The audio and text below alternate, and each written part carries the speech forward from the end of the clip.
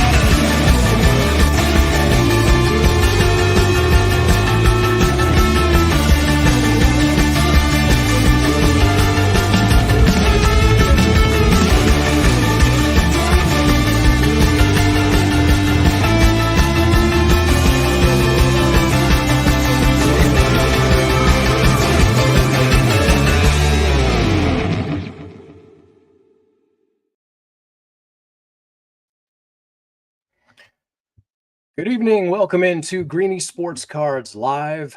It must be Tuesday evening at 7 p.m. Eastern because here we are again. We are multi-streaming across many platforms. The first of its kind, of course, for the hobby industry. We are the first to bring you access to a live broadcast as well as combined with a live auction, which will take place a little bit later through our eBay Live platform. And we're really excited this evening. We've got an all-star edition for you.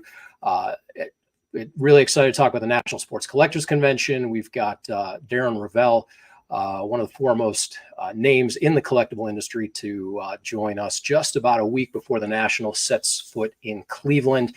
We've got the All-Star Game, Major League Baseball, of course, tonight with 5 Guardians participating. So the eyes of the sports world are turning towards Cleveland, Ohio, especially next weekend. So very excited to talk to Darren, to bring in Greenie, talk to Greenie a little bit. I want to tell you a little bit about how the live auction works because Alex Schott will be joining us later on to preview that. And then he'll be going on the eBay Live platform along with our other streams. And really, really cool opportunity. If you're a baseball fan, basketball, football, he's got plenty of inventory and plenty of cards at the ready. And the show is really dictated by your participation. You got to tell us where you're checking in from, what kind of cards you want to see, what kind of teams you want to participate with, and then the auction gets going. So make sure to stay tuned for that. We want to give you a little bit of preview before we bring in Greenie itself. We've shown this before, but it's just a little bit of taste of what happens at the top of the hour and what kind of action takes place and what a great job Alex does. So we'll give you a taste of the Pop Century Greenie experience when he gives you the opportunity to bid on those packs and get in on the action. Check this out, and then we'll bring in Greenie, the man himself. This is Leaf Metal Pop Century promo pack. These are all one-of-ones. They're wild. So I am super pumped. I hope we get something good. We're going to start this at $2. Rip that thing. All right, let's do it. He says, cool, rip it. We're using CC. All right. I know he's a rip that thing. All right. Yepper. Okay. All right, cool. I already know SJ's ripping. Hanneman says rip. Okay. We got it open. Oh, we're on stream. That is open. All right. Crack. That's a nice open again. Biz Kaz, Bryce Harper, still wearing a baseball hat inexplicably for some reason. It's here to save us. Seal. And I've been good at these. Getting better. I'm getting better. Seal is out. Perfectly cast. Oh, baby. Looks like he's got gray hair. Is this Patrick Stewart? Perfectly cast. Oh, baby. This is an actor. Bro, that's looking like a bowl cut right there. What are we thinking? Bowl cut? Oh, it's a girl. It's in black and white. Knockouts. Ooh, guys. Oh, it's a girl. Perfectly cast. All right, baby. Box. This is a 101 Pop Century Lucy Hale. Do we know Lucy Hale? I thought this was Paulie D. I thought this was going to be a Paulie D auto. He's a rapper. Okay. Oh my God, it's Linda Blair. It's The Exorcist. James Marsters. This is the Piccolo from Dragon Ball Evolution. Lucina Paluzzi. Okay. Malcolm McDowell. Oh, that's an damn, he's an actor. Amelia Clark. Ooh. Amelia Clark. Oh my God, Carmen Electra. 1 of 1. Carmen Electra Pop Century. Oh, it's Daisy Ridley. Oh, it's Ray. Is this? Holy shit, Chuck Norris. Oh. Oh my God. It's a John Heder. Oh, it's Napoleon Dynamite. 1 of 1.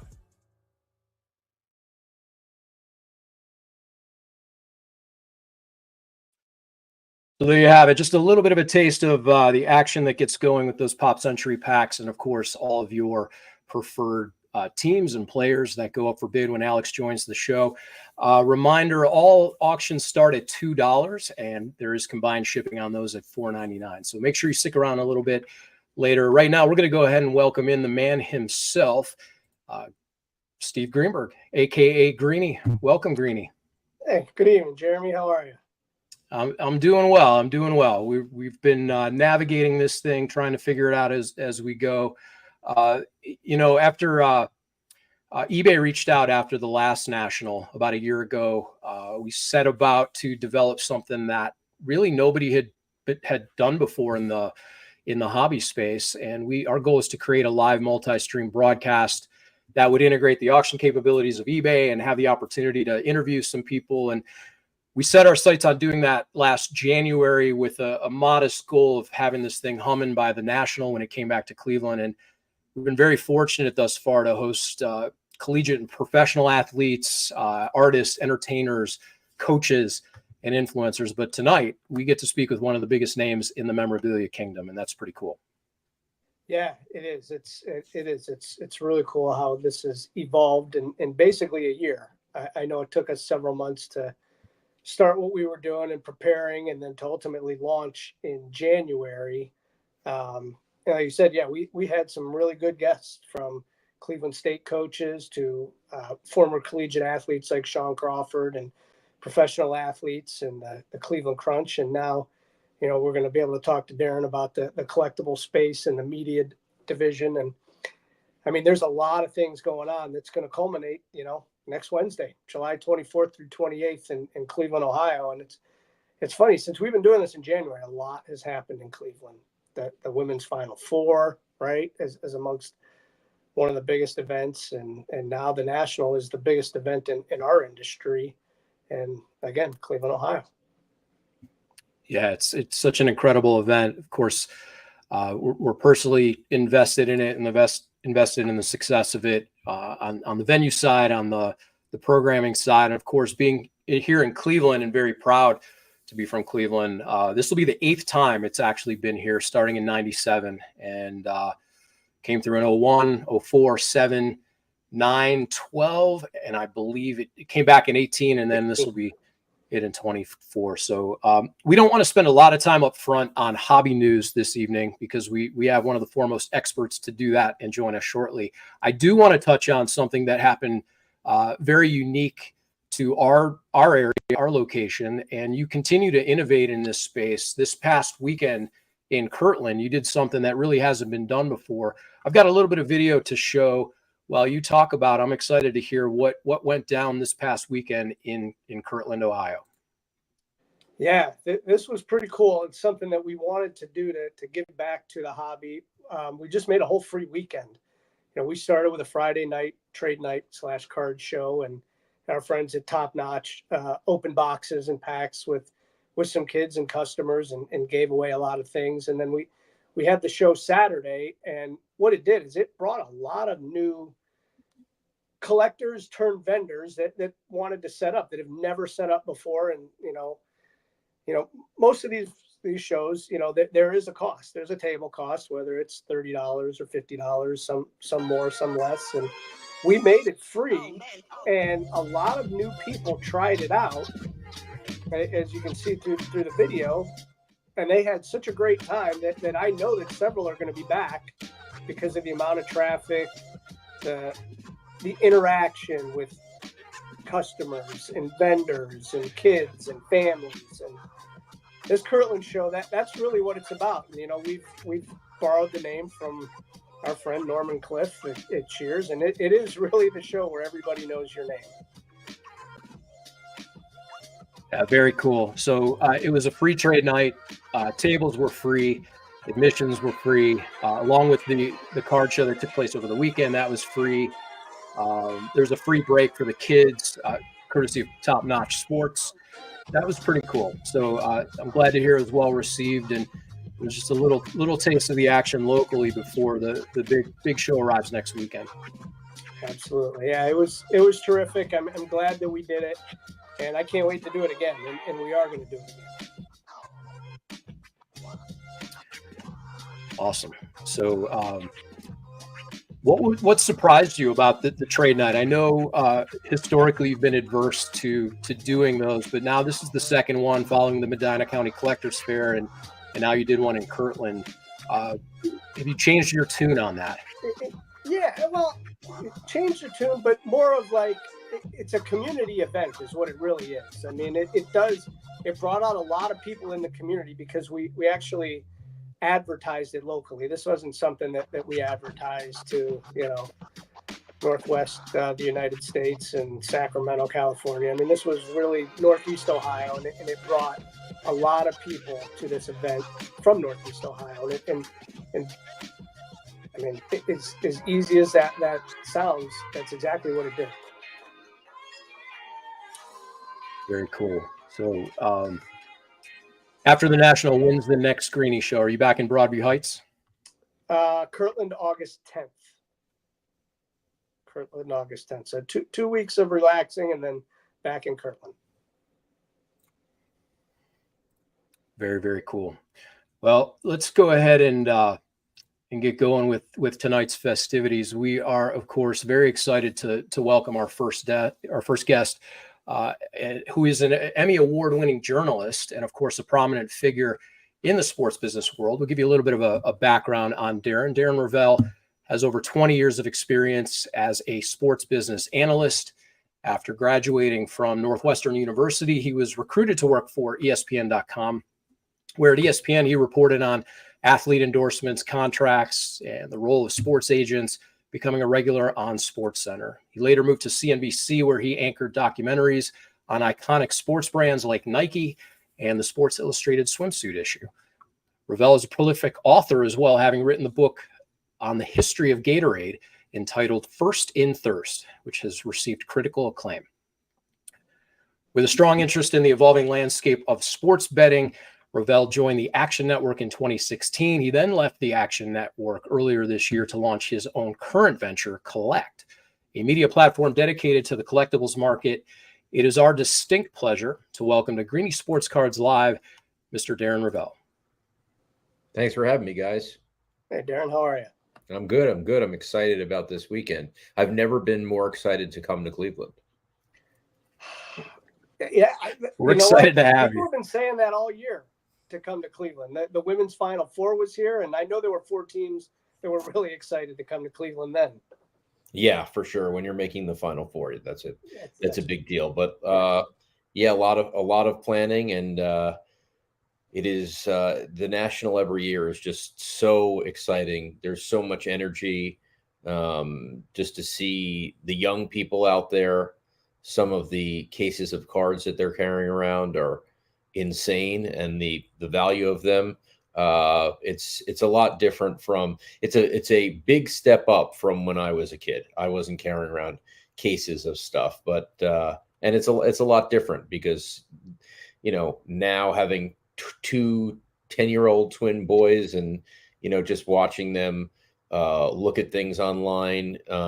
Love when they make stupid trades and we go over the trades and why it didn't make sense, or, the time one of my sons stole something from my collection to make a horrible trade.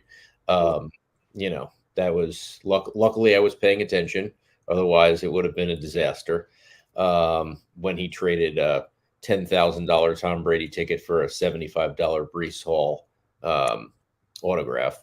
Well, I mean, that's the investor side. But right?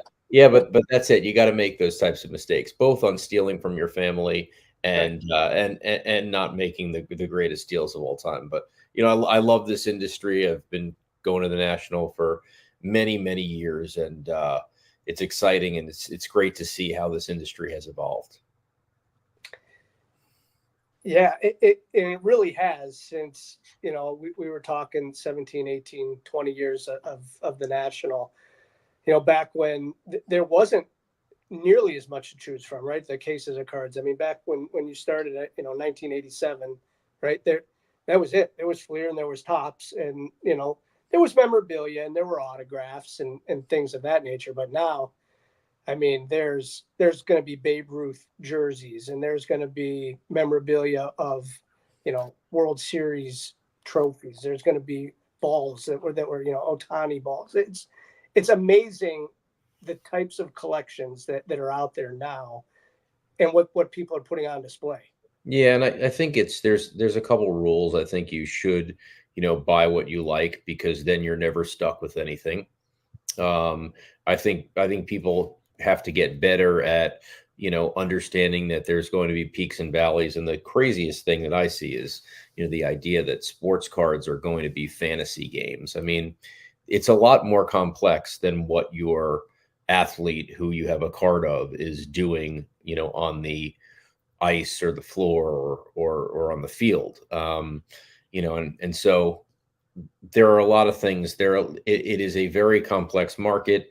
I think grading and population reports certainly changed the game a lot. And I think modern cards are there's still, a long way to go as far as, what is going to stick and what is not. I can't believe anything with a graded population of 20,000 could ever be worth $1,000. But it is what it is. I mean, I have great fun in my markets, and obviously now with Cllct covering the entire marketplace, it's been really interesting and exciting. Yeah, it's kind of what you're saying there with the population reports. I hear the term iconic cards just thrown around, and I don't know if there's any new modern cards that can even be considered iconic, but that's a term everybody uses now. Yeah, I mean, listen, it's what drives me nuts is the one of ones, right? Because there's one of ones, but there's more than an entire rainbow of one of ones. And again, I see it through my sons, and turning it on the back and saying, out of how many are there? Like how many are, is this a graded card? Oh, it must be worth this. And just looking at the back or looking on the front and hoping there's a stamp on it. Again, I think you referenced Greenie. You basically said, that we were in the Topps and Fleer era. And now it's like, how do you ever figure out with the rainbows and all the, types of cards, when you go through the population report of modern, there could be 35 listings in one set of one player. And, I just want the young people to know this, right? Because we didn't have, when we were younger, we were living in a vacuum. We were going to the Holiday Inn or whatever, and whatever was in our world, that's all we knew. And now you have the math, and you can look at it. And, it's why I've gravitated to tickets, natural populations.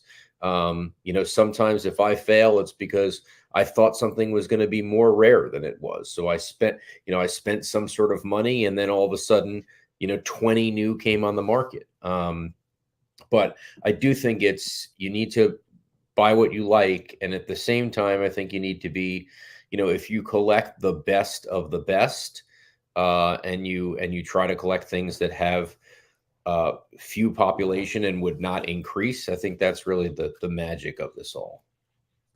Yeah, the tickets are a very interesting thing. I know I read where you had Tiger's first PGA Tour. Last year at the National, I sold a Michael Phelps Olympic ticket. And do you think they're going to stop making tickets? I know a lot of these teams, they go to the online, with your phone. And yeah, I mean, they've done that. They've done that because digital information, right. being able to know who exactly is entering the ballpark, whatever. I do think there is a more of a blowback on not having something physical. And so the question now is, what are teams going to do about it? Are they going to say, hey, beginning of the year, we'll give you a sheet of $350 sheet. You pay $350 for the sheet of all the games. And then when there's something good, you rip it off. Because there's a lot of things that go on that, the teams have to know about, right? So if they make just a commemorative ticket, that doesn't necessarily work because PSA will just create it as a commemorative ticket. It's all the same, and it likely won't have any value. So the idea of printing out the tickets as they always were printed out before the season in the same way that would have been able to get you in, that has a seat number, that has a row number, that is unique, that's where value comes in. So I think there will be more and more teams that will do that. And as a servicer, season ticket holders sell it at cost. But I am a little bit worried about that, that there's not, it doesn't have to be a no-hitter. It could be the first time that you're with your son at a game, and that still matters. And so I think that teams are not going to want to give up those types of moments, and they hear enough complaints that at least a couple teams are going to do it. I know Jeremy's got ticket stubs from him and his dad. I live in Cleveland. So you got 10-cent beer night? Well, we're not. That was a little before our time. No, I know, but your dad, 74 maybe. Yeah, I think I got a cousin that I know was there. Hopefully he kept his ticket. Wow, that's amazing. I'd like to be at that game. Yeah, that game, and I'd like to be at the Eddie Goodell game. That would have been nice. Yeah. Unfortunately, we've been at the drive and Michael Jordan's shot in Cleveland. Yes. The things like that. But even like in the media, that's one thing that there'll always be. There will be a press credential for all these games. So for the collectible space, that is something that'll always be available. That is true. Yeah, I was at James Wood's debut, so I got this big. Yeah, exactly. And that'll be those ready. Are way more. Yeah, look how cool it is. Big. So we got that. We'll probably get that graded. We got a bunch of things we got to get graded at the National, including coming up on. We got to get this graded at the National. Billy Joel concert, Madison Square Garden concert #1. So this is the first time he performed at Madison Square Garden. Obviously, he's doing his last and 150 coming up next week. So I was actually going to try to fly out of the National and go back for it. We're not going to do that. He's done quite a number there at Madison Square Garden. Yes. Yeah. Do you have any items in your personal collection that you would never part with? Yeah. There's one. I have Kobe Bryant's pass from the 2008 Olympics in Beijing. I will not ever get rid of that. So, and I probably would tell my kids don't get rid of it either, but I don't trust them after I die. But I'm willing to sell everything for the right price. I mean, at the National, I basically display things with no prices and call it out. And if people want to pay the price, I mean, I'm a little bit different than, other boots because some of the things that I have don't really have any comps. And, that gives me the ability to say, okay, if you don't want to pay the price that I'm going to tell you, then go home. And it certainly, it certainly works when they realize, you got maybe the greatest Disney in the world and try to find something good here. Like the great. This is the greatest George Washington in the world. The PSA 9, the only PSA 9 George Washington. I mean, if you want to buy it, it's going to be the price that I say, and if not, I'll be glad to keep it. So that's there's a price on rarity. Yes, it's the actual item, but the word rarity means something, and there's a price on rarity. And I love dealing in the land of no comps. Like in cards, you're going to hear the conversations at the National saying, hey, it's sold for this. I'll pay this. To me, that's not really fun. It's the 55th anniversary of the moon launch today, and if I show you Buzz Aldrin's lifetime pass, one of one, baby. So good luck. Or if I show you, the all access to firing up the rockets, one of one. Go just if you want this, I'll name the price and I'll sell it to you. So that's right. You either want it or you don't. So, yes. I want to shift gears a little bit because we have you here to talk about Cllct as well, and you've had a really prominent career across multiple media landscapes. But you launched Cllct earlier this year, and it's really positioned as the premier collective media site by collectors for collectors. And there's news about auctions and cards and autographs and tickets and game worn apparel and more. I wanted to ask you in your own words, what was the inspiration for launching this platform, and ultimately, what is your vision for Cllct? Well, I obviously have been a collector my entire life, and I just felt like journalism had not come to this space. And I felt that it was needed with the billions and billions of dollars being spent, obviously, in COVID, the more of the credit to the asset class that this is. And I felt like I had a bunch of reporters who were ready to go. I felt like people would want to invest in it. I just thought that there was so much to do here. And, in our first 100 days, we've done about 400 stories. We've done a ton of video, auction recaps, oddball stories. I'm just thrilled with what we're doing. We have not taken a single dollar in terms of ads for our first 100 days up until the National. All we wanted to do is to get collectors to say, I want to be here. If it's not every day, it's every other day. And I think we've done that. Tonight is the Major League All-Star Baseball game. We have, as I mentioned earlier, 5 Cleveland Guardians representative, which we're really excited about. There's a timely story I want to share from your site, Cllct, and kind of talk about that afterward, the power of storytelling and how stories can really influence the memorabilia market. So we'll go ahead and run that and come back and talk about it in a second.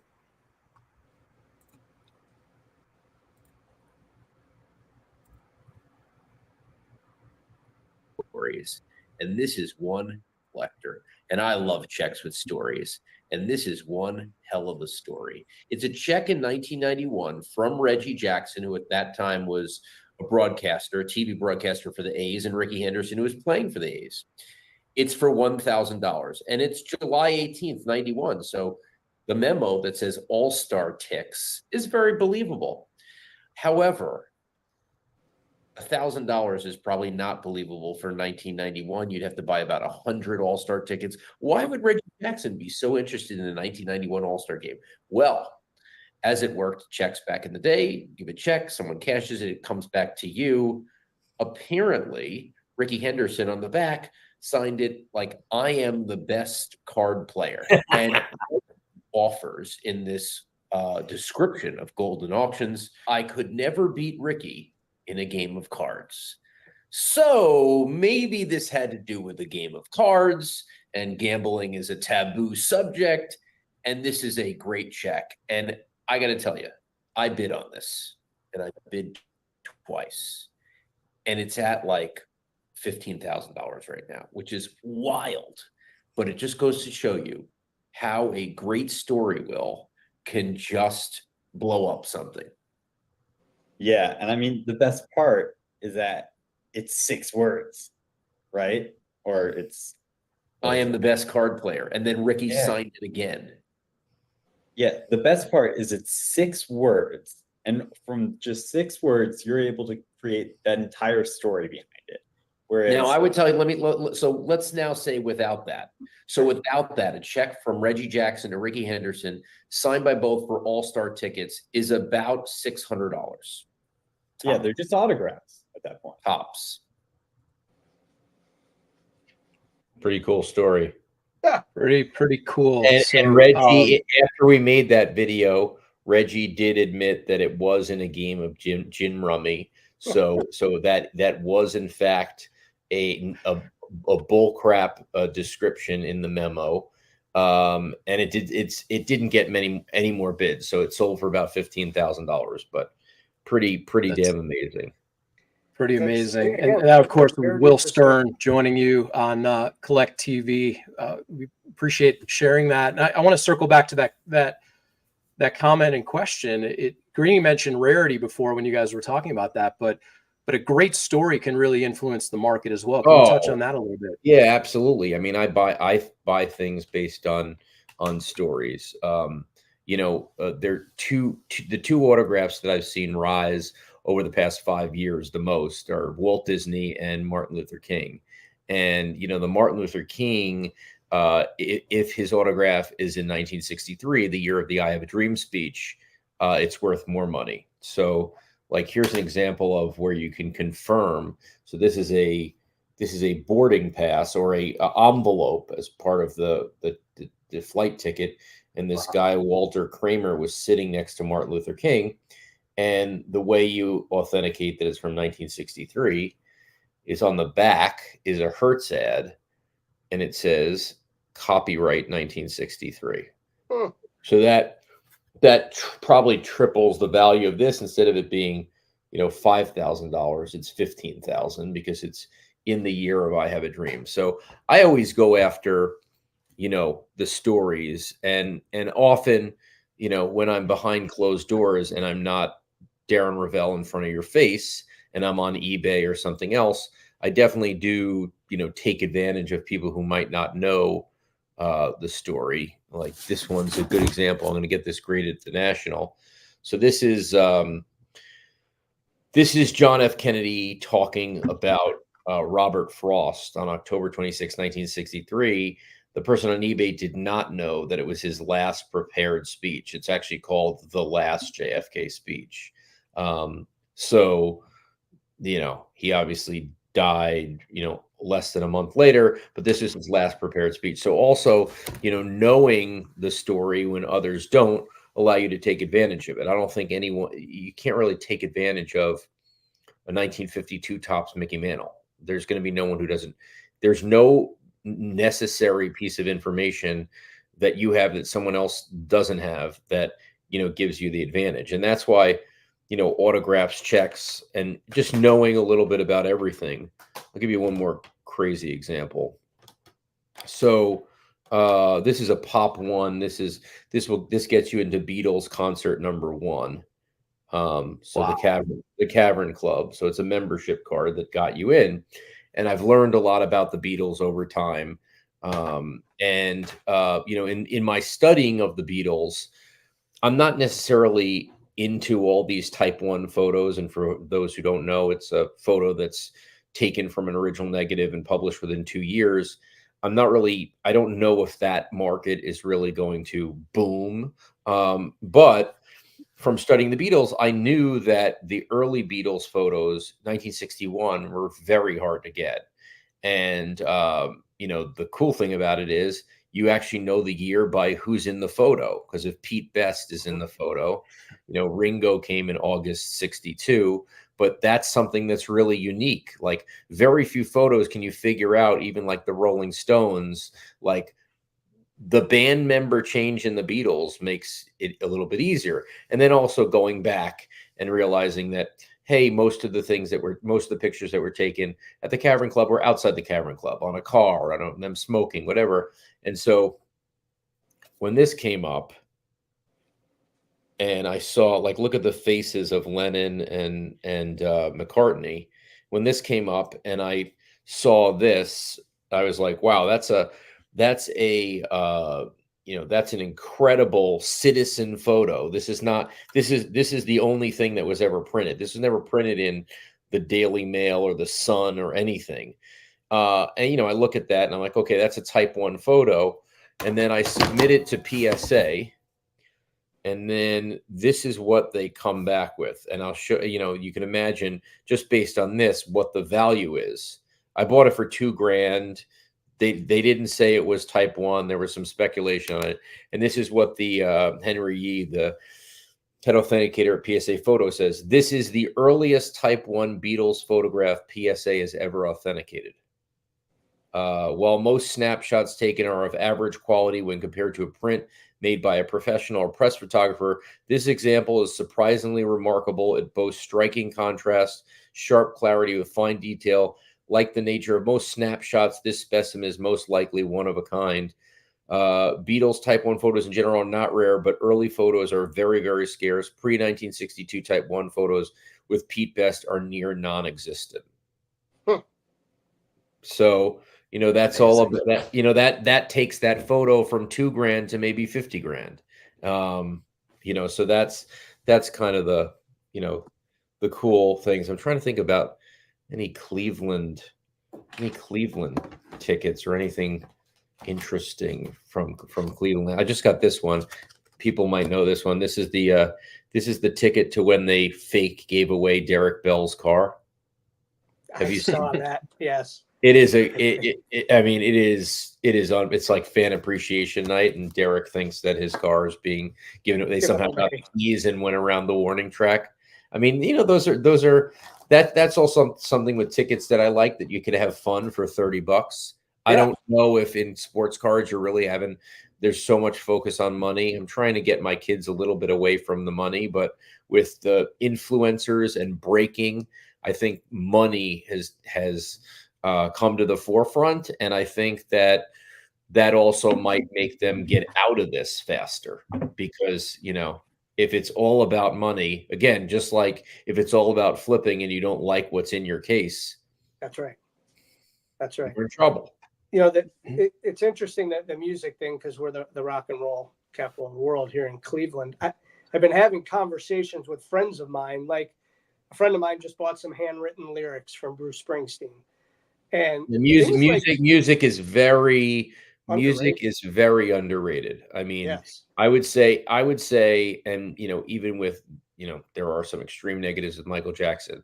I would say Michael Jackson, Madonna, in terms of people who draw, I think Michael Jackson, Madonna, Billy Joel, Bruce Springsteen, Beatles, Rolling Stone, Fish, all these guys. I went to a concert last night, and it is so inadequate what fans can buy. Fans are buying $80 sweatshirts, but they'd love to buy a $800, $1,500 piece of memorabilia. Right. But the handwritten lyrics from some of these guys are selling for $5,000-$6,000. Yeah, Dylan writes lyrics, in like a hotel on hotel paper, and it sells for $40,000. Right. And I think it's such an underrated market that eventually is just going to explode. I agree. I mean, you need the problem with the music is you need to have unique pieces. I'll get you. I'll show you what you need. So like you'll do. Hold on. Let me find this. Darren's grabbing some pieces. Can only imagine what's down there in the vault of his personal confines. Probably some really cool things. Here. So I know where. While he's grabbing that, he got me excited on my own personal collection. I got the there you go. Very first Browns game in the new stadium. I got the opening night at Gund Arena. Oh, there you go. That's cool. Probably will not part with these. Who is there? Terrell Brandon. Terrell Brandon, Mark Price, and Coach Fratello. Oh yeah, Coach Fratello. There you go. That's awesome. All right, so I'm going to cover this up here because it is his Social Security number. But you got to have Bruce Springsteen's Blue Cross Blue Shield card. I mean, or you got to have the backstage pass from MSG 1980. Or this is my favorite one. I sold my other one, and I just shouldn't have sold it. So this is his first international concert at the Odeon in London, and he was on Time and Newsweek on the same week in 1975, and it was this week, and there were posters all over town. You guys know this story? I know part of it. Yeah, Steve might.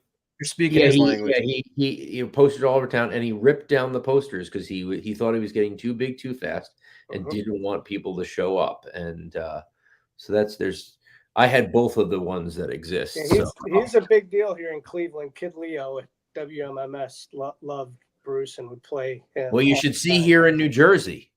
Well, sure. They might have heard of him. There might be a second home, but there's I mean, sure.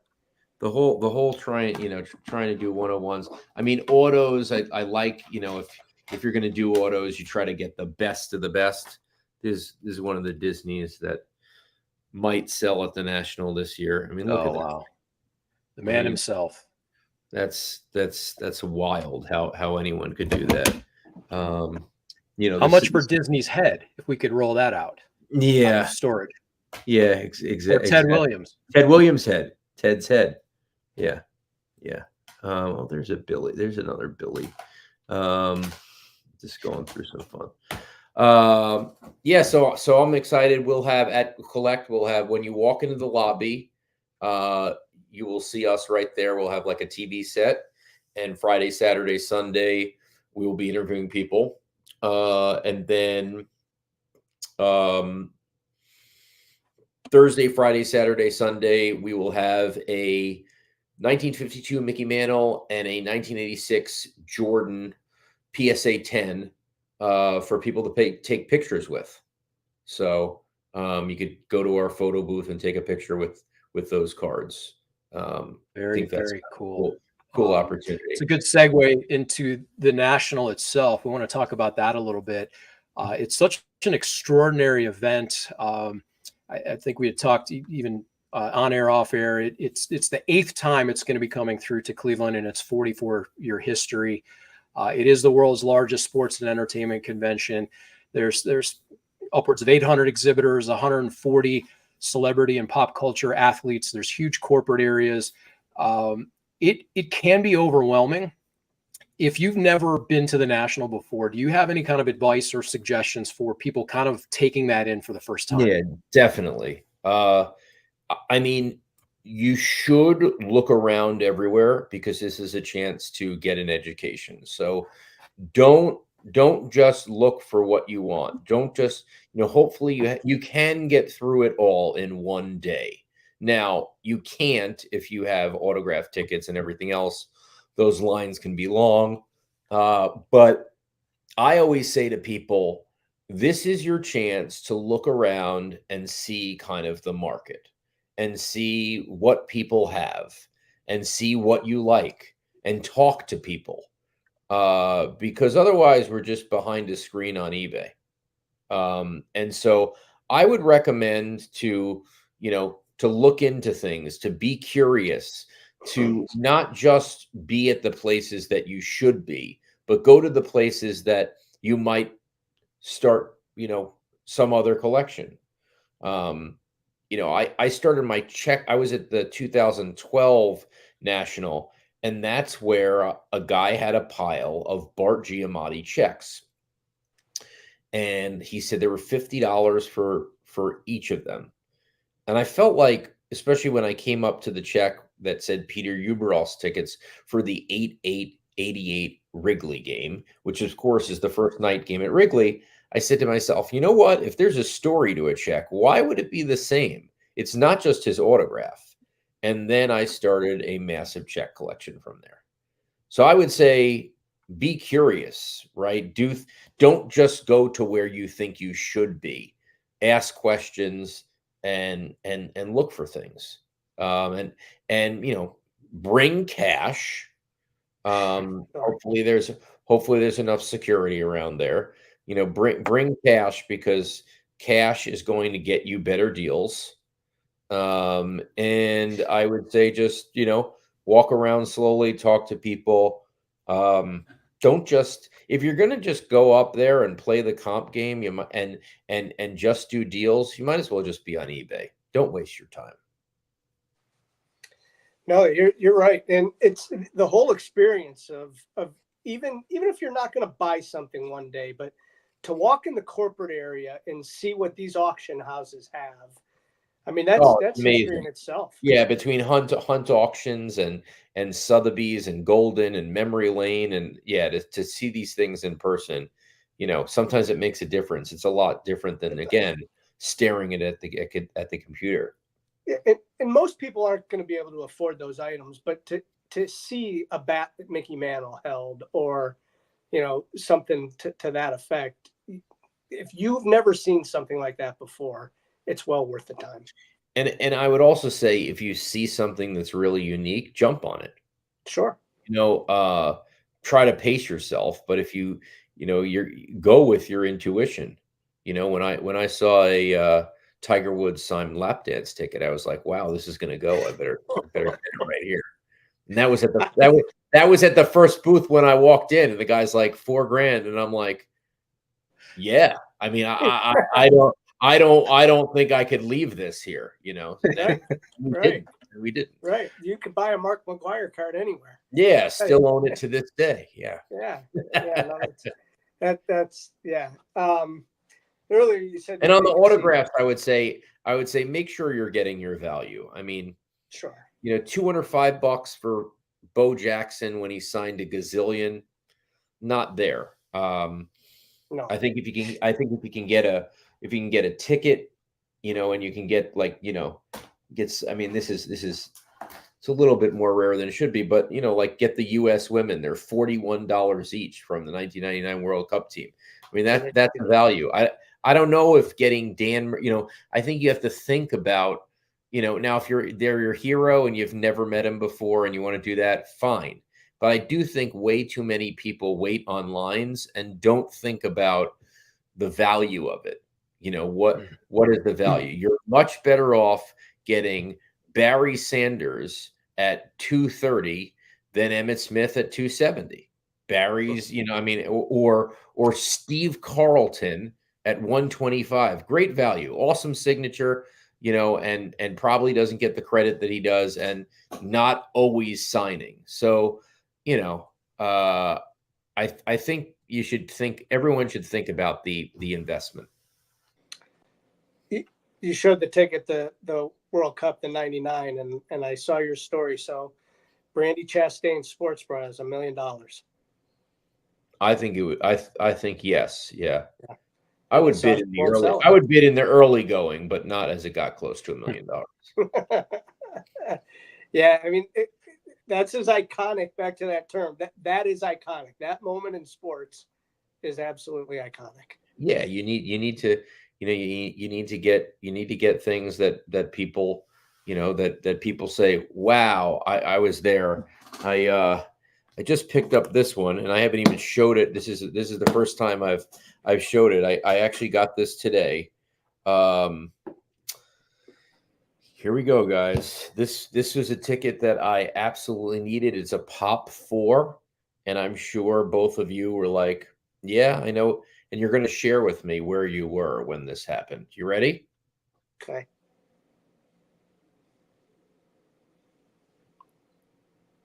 Can't see it. Well, I know exactly where I was. I see. You know exactly where you were. I know you do. I know where I was too. Yeah. Yep. Where were you? Where were you guys? I was driving. It was like an after. What are they called after a football game? Not a sock hop or something like that. Was that what it's called? Yeah. Yep. Yeah, I was in my bedroom in Lyndhurst, Ohio, listening to it.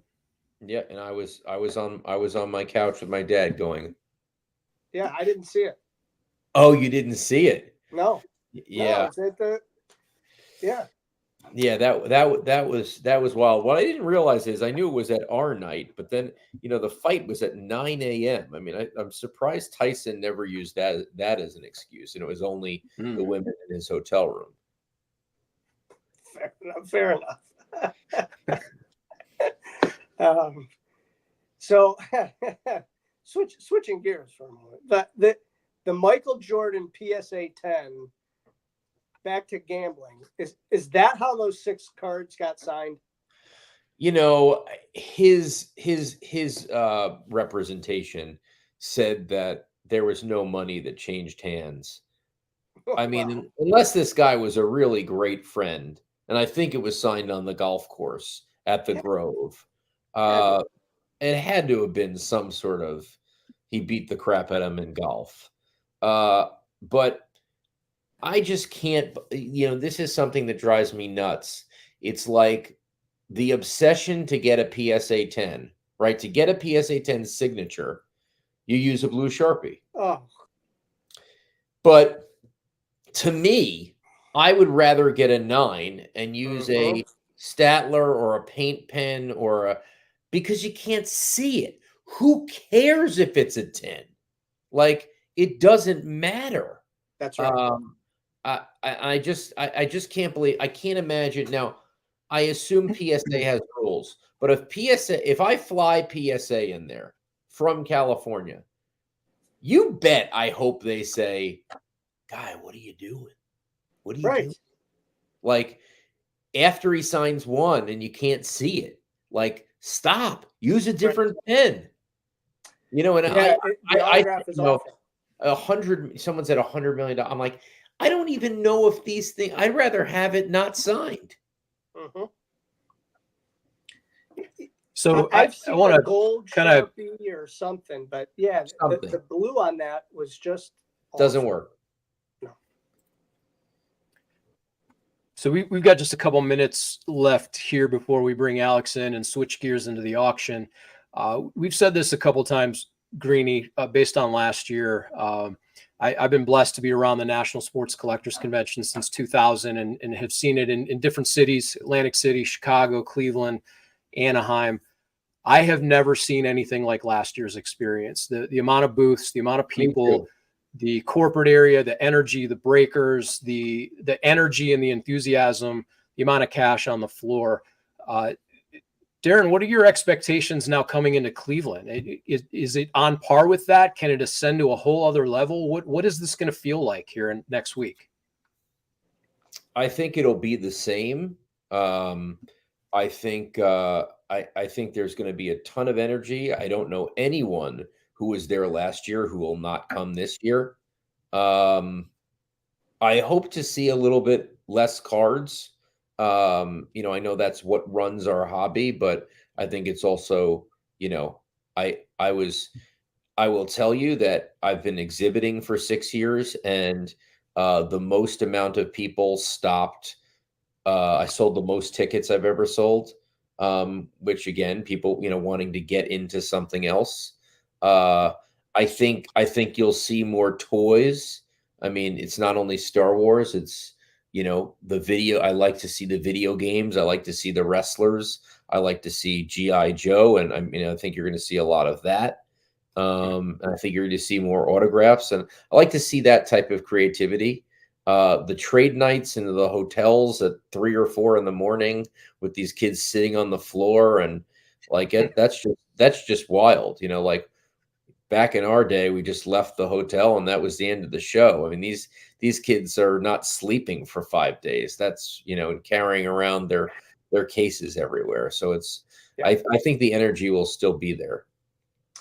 I think it's going to be unbelievable. I also think the amount of video camera and content creators is going to be something we've never seen before. And we thought we saw a lot of it last year. Yeah, for sure. But we'll be there. We'll be there. Yeah, we'll be there as well. What's your booth number again? Oh, I don't even remember my booth number. You'll see me. I'll make a big stink. But the Cllct will be out front in the lobby. That's a play that I'm making because I think that it's so busy once you get in, and I think that there's a lot of people in the lobby, and I think, it kind of gives us a little bit less noise and gives us space. I'll have my booth inside as well, but I'm also going to take some of my things from my booth and bring them over to the Cllct, area. So I'm just really excited. You'll see me there. I'll have my tickets and autographs and everything else. And really not there to sell a bunch, but there to kind of be a storyteller and for people to come up and look at things. And I see myself as that for sure, kind of to translate the love of things other than cards. Yeah, but that's a great way to get people to sell you items as well, because they know what you like. That's true. Although, sometimes people try to get me for the biggest bucks, and I'm going to be a smart businessman. But if there's a pop 1, pop 2, like the Bobby Knight chair throwing, I'm going to be a sucker for it. The Bobby Knight chair throwing or the Randy Johnson pulverizing the bird, you got me. You got me. That's awesome. Well, if you need any advice how to get around the IX Center quickly and avoid the crowds, I'm happy to help with that. Having spent 15 years there. Does that exist to get around quickly? And I'm just upset. I went to the National, and we're a partner of the National, and they've been great. But my big idea was to have a free grilled cheese truck, and just so that we don't suffer by eating 71 granola bars every day. And it was turned down. I think it was too good of an idea. Well, there you go.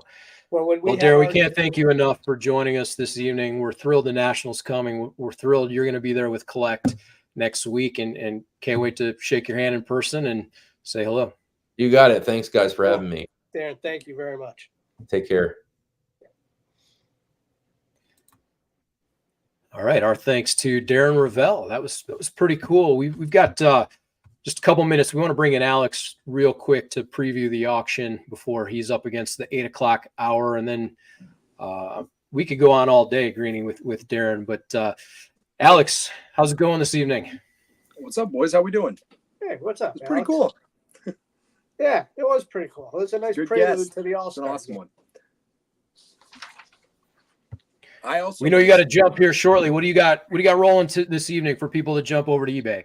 Well, I'm going to say it's the All-Star game, so we're going to be trying to do a lot of baseball stuff. We have a lot of cool stuff that you're going to be seeing on TV.